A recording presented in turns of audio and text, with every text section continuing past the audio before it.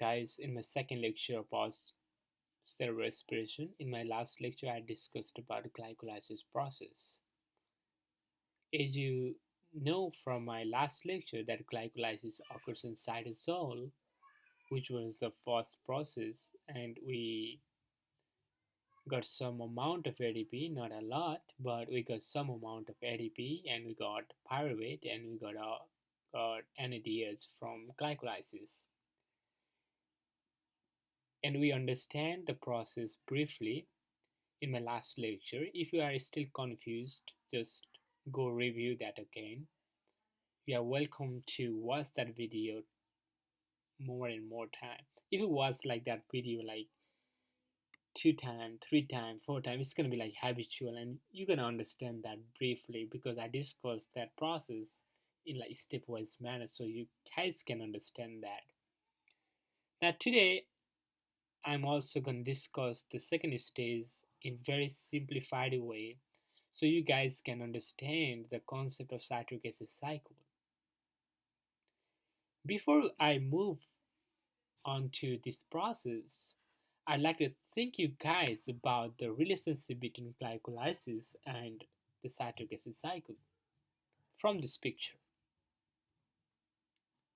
Oh, you might say that you saw pyruvate here, which is the product of glycolysis, which is going to enter some kind of structure here. Oh, right here, mitochondria. So you guys might think that the citric acid cycle might going to take place in mitochondria. You're absolutely right. The pyruvate from cytosol gonna go enter by the by the help of transport protein, which are already present in the membrane of the mitochondria, and we're gonna discuss that in very brief way. Okay, as you know that pyruvate is 3 carbon, and we got 2 pyruvate from one glucose molecule in glycolysis process. First, we're gonna look one pyruvate in brief, then we're gonna multiply the product of one pyruvate in citric acid cycle to get the overall net product of citric acid cycle. The pyruvate gonna enter the mitochondrial membrane through the helper transport protein or some protein channels here. Then pyruvate gonna oxidize. Oxidation of pyruvate gonna takes place, which means it's gonna lose electron. And it's gonna lose one carbon here, and it's gonna form carbon dioxide, which is gonna be used to make other kind of macromolecules, or which is gonna be released to the environment. At the same time, NAD plus gonna reduce to NADH, and it is H plus. We sometimes write like this one, but you don't need to write like this one because you already understand that, right? So NAD plus gonna reduce to NADH. In the matrix of the mitochondria, there is a very important enzyme called coenzyme A, which is going to change pyruvate to the acetyl CoA, or we pronounce this as acetyl coenzyme A, which is 2 carbon. And the coenzyme A gonna bind it to the one end of the carbon, which is double bonded with the oxygen. So this is the structure of acetyl CoA. And in this process, we discussed only about glucose because glucose is very important source of energy, but we can think about amino acids and fats. Those are the sources of energy too. And they're gonna also oxidation of those fats and amino acids gonna come to the product of acetyl CoA, which is very important product and which is gonna go further in citric acid cycle. So this is very important in the case of citric acid cycle. So we have to remember this. How you're gonna remember this is remember 2 carbon with coenzyme A. Okay. In my next slide, I'm gonna show you the overview of citric acid cycle, which is not in full description, but it's the overview. What's going to be the product and what's going to react with what.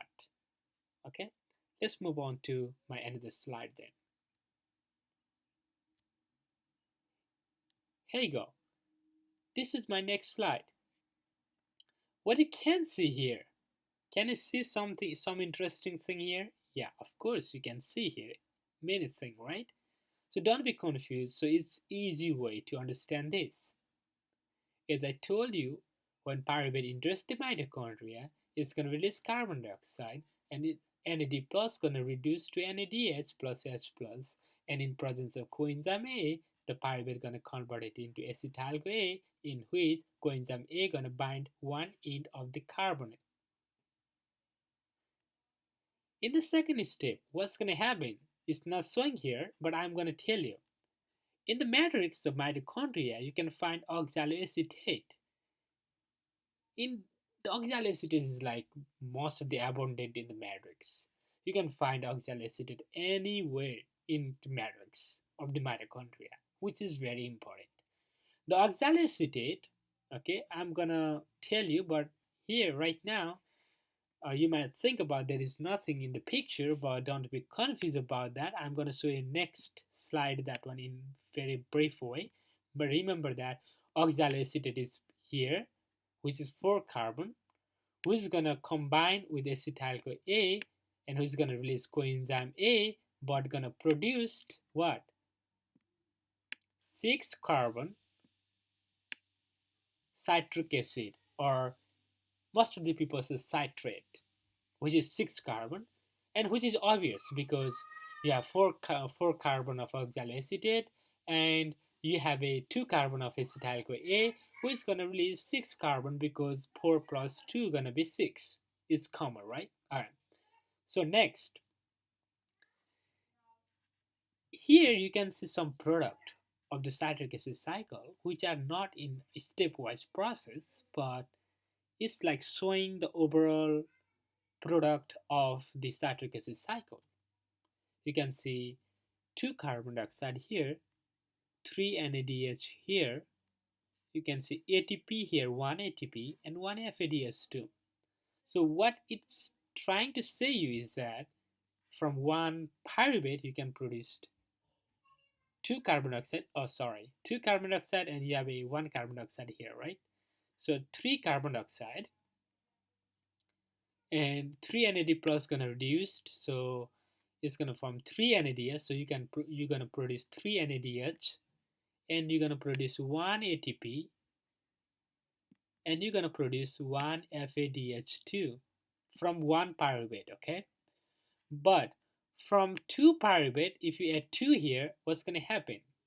So you're gonna produce 2 acetyl-CoA, right? So from 2 acetyl-CoA, you're gonna produce, here you go, you're gonna multiply this with 2, right? So multiply this 2, it's gonna be 4, right? Got it? So you're gonna produce 2 more carbon dioxide here, and you're gonna produce 1 more carbon dioxide here. So add 1 more carbon dioxide here. If you if you're doing with a second pyruvate, okay? So 2 carbon dioxide here. So you're gonna multiply this with 2 because you have 2 pyruvate now. So you're gonna multiply this one with 2, and you're gonna multiply this one with 2. You're gonna multiply this one with 2. So you're gonna get overall product of one glucose molecule in the case of cellular respiration of the citric acid cycle. I'm not going to the electron transport chain right now, but up to citric acid cycle, from one glucose molecule, you're going to produce in a citric acid cycle, you're going to produce what? Okay, this count here. 2 to the 4, 4 carbon dioxide, here 2. So total 6 carbon dioxide, and total 6 NADH, and 2 ADP, and 2 FADH2. As I told you, carbon dioxide might be used to make other kind of macromolecules, or it's going to release to the environment. And another 2 products here very important, which are electrons carrier, which are FADH2 and NADH. And these are very important products, which are electrons carrier and which plays very important role in electron transport chain or chemiosmosis process. The direct product of the citric acid cycle is not ADP, but it's showing ADP here, but there is another thing called GTP,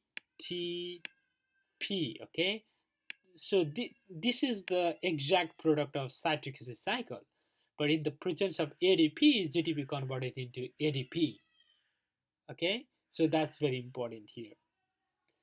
And FADH2 and NADH.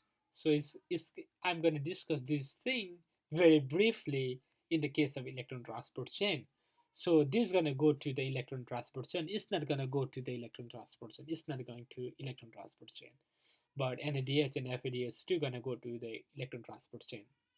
Why I call this citric acid cycle? Because 6 carbon citrate or citric acid gonna go like oxidation process, and it's gonna come up to back to the oxaloacetate, and who's gonna form again citric acid.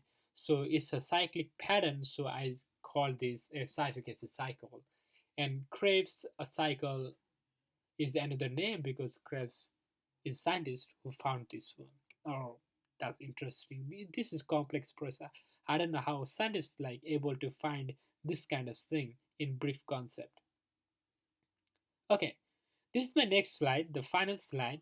This is very brief concept here, but there is no showing enzymes, but don't be confused that because if you put enzyme, then it's gonna be look more confusion for you to understand this process. But this is simple, make it simplified.